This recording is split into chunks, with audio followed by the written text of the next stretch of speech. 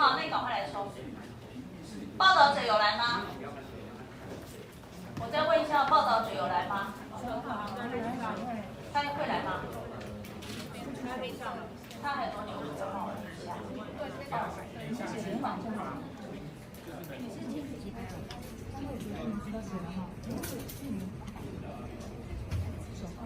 ？9号。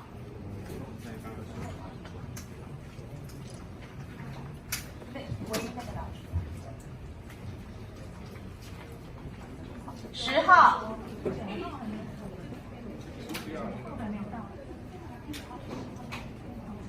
10号。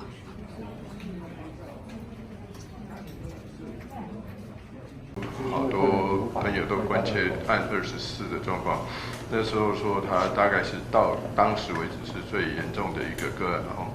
其实这个个案目前虽然还在加护病房当中，不过他其实已经状况都已经改善很多。那我们另外后续的就是还有27跟34，因为一个是年纪很大，那一个是本来就有糖尿病、心脏血管方面的疾病以及心衰竭的状况而住院，这在记者会上也都跟大家报告过。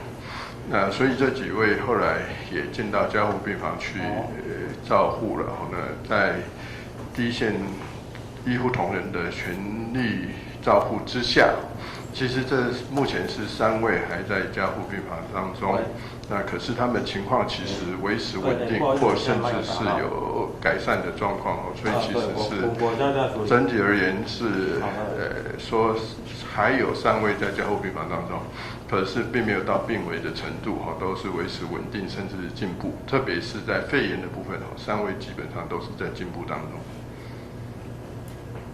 好。